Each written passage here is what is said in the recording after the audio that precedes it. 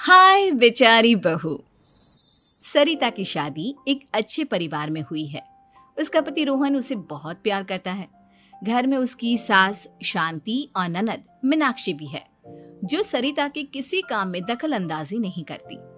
लेकिन फिर भी सरिता को ऐसा लगता है कि दुनिया की सबसे ज्यादा बेचारी बहू वही है और सबसे ज्यादा अत्याचार उसी पर हो रहा है। माँ जी, ये लीजिए आपकी चाय। अरे बहू, तूने इतनी ज्यादा चीनी क्यों डाल दी चाय में?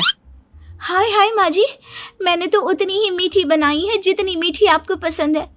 माँ जी, आपको तो मेरे हाथ की चाय अच्छी ही नहीं लगती।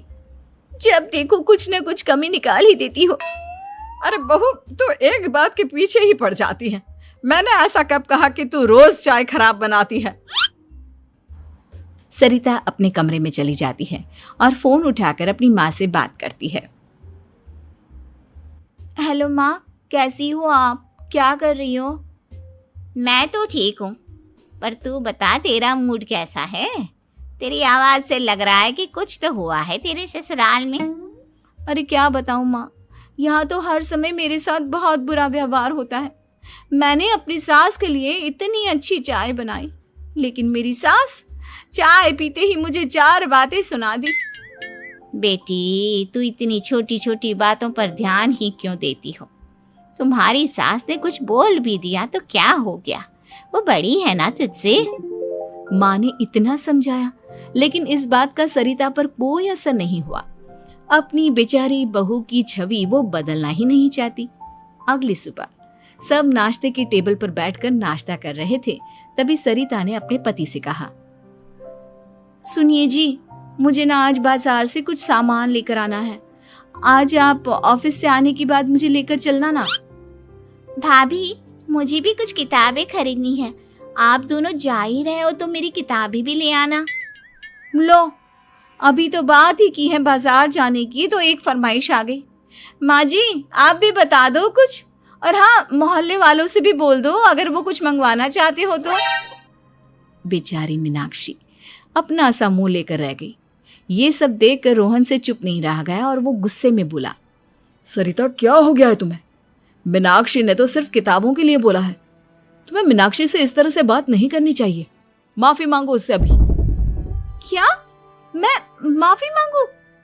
दिन भर आपके घर के काम करूं मैं, आपकी और आपके घर वालों की बातें सुनूं मैं, और अब माफी भी मैं मांगू? ऐसा कभी नहीं हो सकता। ये बोलकर सरिता वहां से चली जाती है। एक दिन उनकी पड़ोसन घर आती है। अरे सरिता, क्या कर रही है? और क्या करूंगी भाभी जी, बस घर का काम ही कर रही हूँ। आप बताओ कैसे आना हुआ?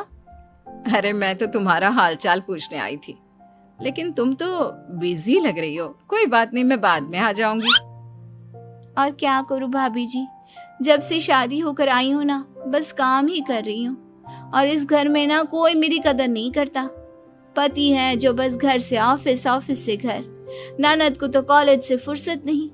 बची सास तो उनका सारा समय मेरी गलतियां निकालने में लग जाता है। अरे ये क्या कह रही हो सरिता? तुम्हारी सास तो पूरे मोहल्ले में तुम्हारी तारीफ करती फिरती है कि तुम बहुत अच्छी हो, पूरा घर तुम्ही ने संभाल रखा है। हाँ तो क्या हुआ, इसमें गलत क्या कहती है? सच्ची तो कहती है। मेरी मर्जी के बिना इस घर का पत्ता भी नहीं हिलता। शाम को जब रोहन घर आया तो उसने सबसे कहा, कल हम सबको मौसी जी के घर जाना है। उनकी बेटी की शादी है। सब अपनी अपनी पैकिंग कर लो, सुबह होते ही निकल जाएंगे। और सरिता, तुम कान खोलकर सुन लो, वहां जाकर किसी की बुराई भलाई शुरू मत कर देना, नहीं तो मुझसे बुरा कोई नहीं होगा। हाय हाय जी, आप तो ऐसे कह रहे हो जैसे मैं सुबह शाम सबकी बुराई करती फिरती हूँ। आज तक कोई कह नहीं सकता कि मैंने किसी की पीठ पीछे किसी के बारे में कोई बुरी बात बोली हो तो। अरे बस बहू, बात को और ज्यादा आगे मत बढ़ा।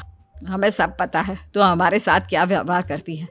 ये बात घर तक रखना, शादी में किसी को कुछ मत बोलना, नहीं तो सब कहेंगे कि शांति की बहू कितना बोलती है।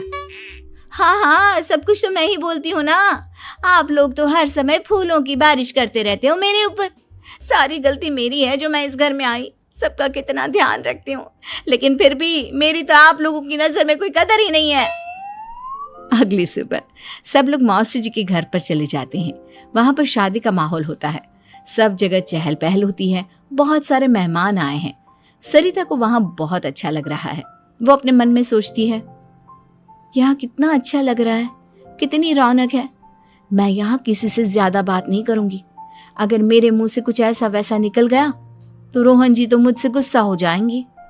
सरिता ये सब सोच ही रही थी कि वहां रोहन की कजिन साक्षी आ गई और सरिता से बोली, आप सरिता भाभी हो ना?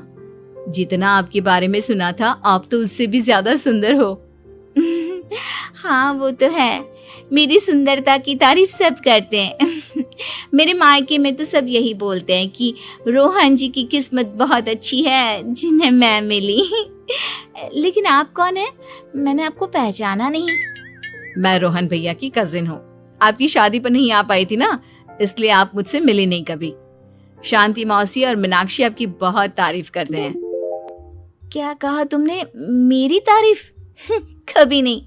मेरे ससुराल वाले कभी मेरी तारीफ कर ही नहीं सकते। मैं इतनी अच्छी हूँ, मेहनती हूँ, लेकिन उन्हें तो मेरी कदर ही नहीं। सारा दिन घर का काम करती हूँ, फिर भी मेरी सास ना मुझे सुनाती रहती है और पति भी मेरी सास की साइड लेते हैं। ना कभी बाहर ले जाते हैं ना कहीं घुमाने। अगर घुमाने के लिए कभी बोल भी देना तो उनकी बहन बीच में आ जाती है। मैं कैसे रह रही हूँ उस घर में ये मैं ही जानती हूँ। सरिता की ये बातें सुनकर साक्षी को बड़ी हैरानी हुई। अब वो हर किसी के सामने अपनी बढ़ाई और ससुराल वालों की बुराई करने लगी। रोहन और शांति को सरिता पर बहुत गुस्सा आया, लेकिन वो चुप रहे। अगले दिन जब वो अपने घर पर आए, सरिता, तुमने क्यों सबके सामने मेरी इज्जत का तमाशा बनाया? तुमसे बोला था ना कि चुप रहना। अजी ऐसा भी क्या कह दिया मैंने जो इतना भड़क रहे हो? तुम जहां जाती हो अपना रोना शुरू कर देती हो, कभी किसी दूसरे की बात ही नहीं सुनती, बस अपनी कहती रहती हो। तुमने सबके सामने हमारा तमाशा बनाकर रख दिया है। हे भगवान, मुझे अपने पास बुला ले। जिस घर में मेरी कदर ही नहीं उस घर में मेरा क्या काम? अरे क्या करूंगी मैं यहाँ रहकर? जो भी आता है मुझे सुनाकर चला जाता है। मैं तो किसी से कुछ नहीं कहती। सीधी सादी बहू मिल गई है ना सबको, तो जो जी में आए वो करो।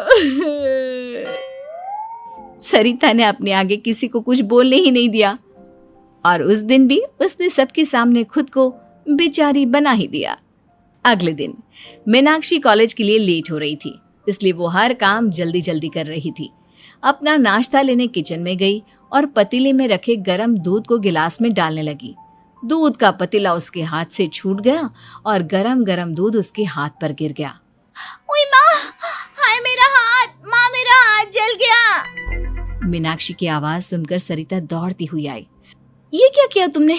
तुम्हें नाश्ता चाहिए था तो मुझसे बोल देती, मैं क्या मना करती थी? अब पता नहीं कितने दिन की मुसीबत पाल ली तुमने। सरिता मीनाक्षी को उसके कमरे में ले गई और उसका बहुत ख्याल रखा।